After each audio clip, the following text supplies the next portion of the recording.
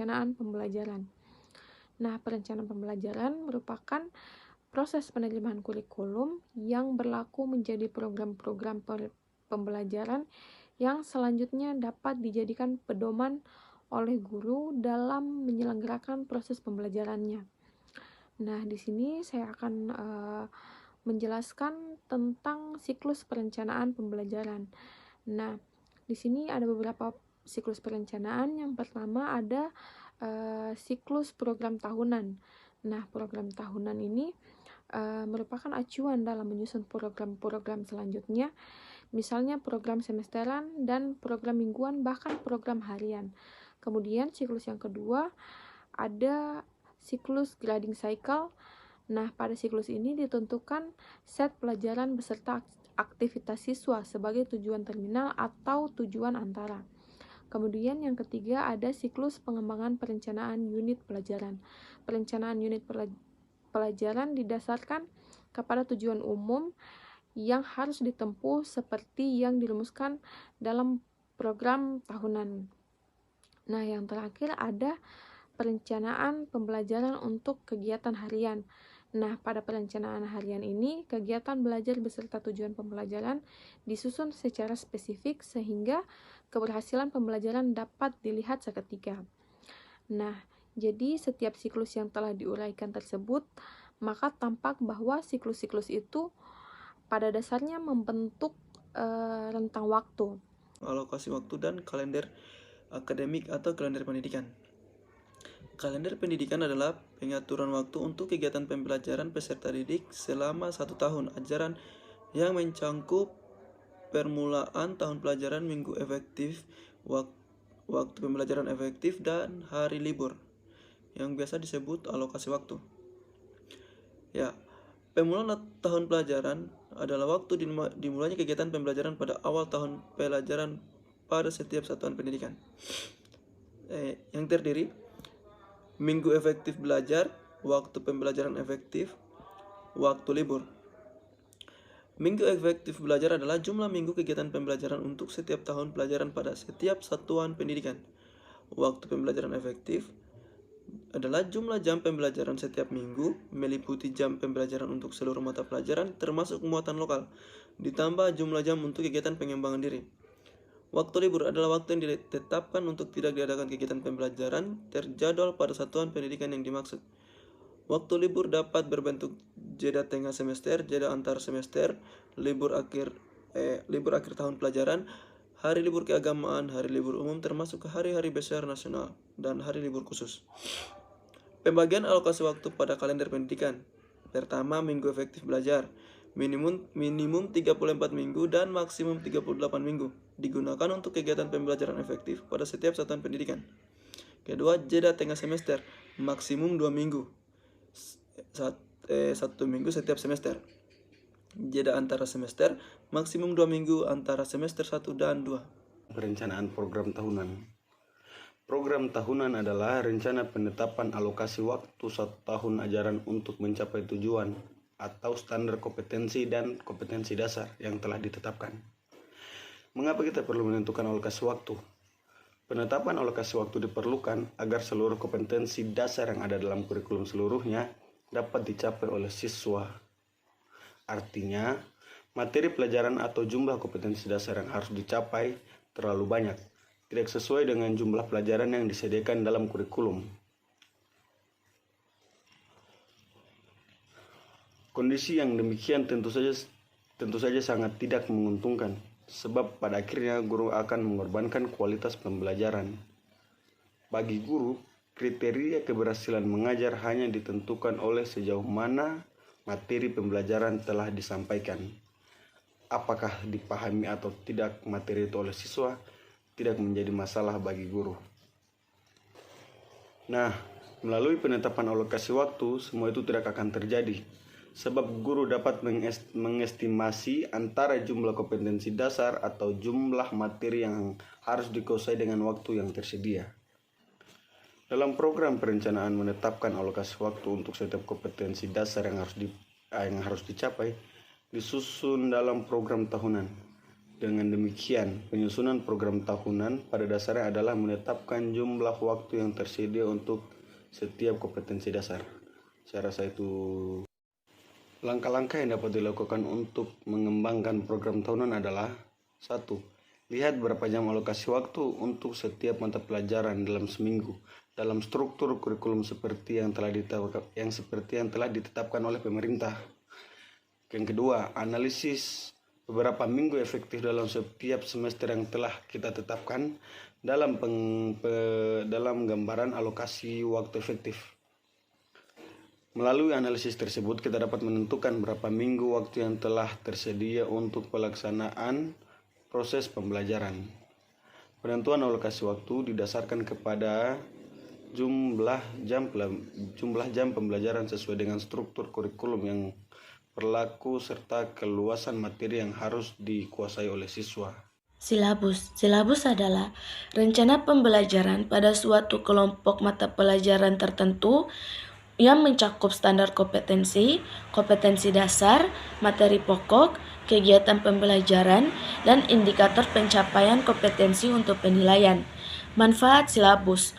Manfaat silabus sebagai pedoman untuk merencanakan pengolahan kegiatan pembelajaran lebih lanjut, yaitu dalam penyusunan RPP, pengolahan kegiatan pembelajaran, penyediaan sumber belajar, dan pengembangan sistem penilaian.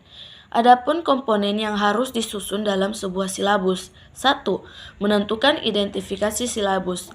Dalam menentukan identifikasi silabus, harus memberikan informasi kepada guru tentang hal-hal yang berkaitan dengan silabus, misalnya karakteristik siswa, kemampuan awal dan kemampuan prasyarat yang harus dimiliki siswa. 2. Rumusan standar kompetensi, di mana pada setiap mata pelajaran, standar kompetensinya sudah ditentukan oleh para pengembang kurikulum yang bisa dilihat dari standar isi atau SI, yang berupa deskripsi pengetahuan, keterampilan, dan sikap yang harus dikuasai setelah siswa mempelajari mata pelajaran tersebut. 3. Menentukan kompetensi dasar. Kompetensi dasar sama halnya seperti standar kompetensi yang berupa pengetahuan, keterampilan, dan sikap yang harus dicapai oleh siswa untuk menunjukkan bahwa siswa telah menguasai standar kompetensi yang telah ditetapkan. 4. Merumuskan kegiatan pembelajaran. Kegiatan pembelajaran di mana aktivitas belajar siswa baik kegiatan fisik, kegiatan non-fisik, termasuk kegiatan mental yang dilakukan baik di dalam maupun di luar kelas untuk mencapai kompetensi dasar tersebut. 5. Mengidentifikasi materi pokok. Dalam mengidentifikasi materi pokok, ada beberapa yang harus diperhatikan. 1. Potensi peserta didik. 2. Relevan dengan karakteristik daerah. 3. Tingkat perkembangan fisik, intelektual, emosional, sosial, dan spiritual. 4. Kebermanfaatan peserta didik. 5. Struktur keilmuan. 6. Aktualitas, kedalaman, dan keluasan materi pembelajaran. 7. Relevan dengan kebutuhan peserta didik dan tuntutan lingkungan. 8. Sesuai dengan alokasi waktu yang tersedia. Komponen ke-6. Merumuskan indikator penilaian kompetensi. Indikator pencapaian disusun untuk menentukan keberhasilan pencapaian kompetensi dasar. Komponen yang ke-7. Menentukan penilaian. Suatu proses kegiatan menganalisis dan menafsirkan data tentang proses dan hasil peserta didik. 8. Menentukan alokasi waktu. Jumlah waktu yang dibutuhkan untuk ketercapaian kompetensi dasar di setiap minggu efektif belajar, minggu pembelajaran efektif, dan waktu libur. 9. Komponen ke-9. Menentukan sumber belajar. Dalam menentukan sumber belajar, rujukan bahan yang digunakan untuk kegiatan pembelajaran yang berupa media, cetak, narasumber, serta lingkungan fisik alam, sosial, dan budaya. Perencanaan pelaksanaan pembelajaran atau disebut RPP. RPP itu definisinya program perencanaan yang disusun sebagai pedoman pelaksanaan pembelajaran untuk setiap kegiatan proses pembelajaran. Adapun RPP sendiri itu dikembangkan berdasarkan silabus. Mengajar, jadi mengajar tidak asal mengajar, meskipun mungkin sudah menguasai apa yang akan diajarkan, terus bersikeras mengajar tanpa memiliki rencana pelaksanaan tersebut atau RPP itu tidak benar. Jadi tetap harus memiliki RPP.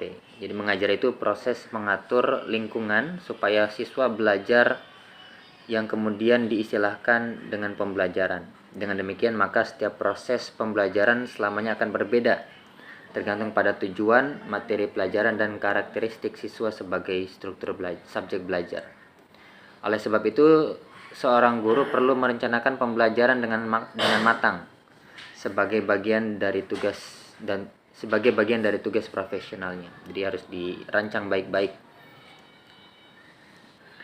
Kemudian untuk komponen RPP ada 5. Yang pertama, tujuan pembelajaran. Jadi dalam standar isi dan standar kompetensi lulusan, tujuan pembelajaran dirumuskan dalam bentuk kompetensi yang harus dicapai atau dikuasai siswa setelah mengikuti proses pembelajaran. Dengan demikian seorang guru itu dapat memproyeksikan apa yang harus dicapai siswa setelah mengikuti suatu proses pembelajaran.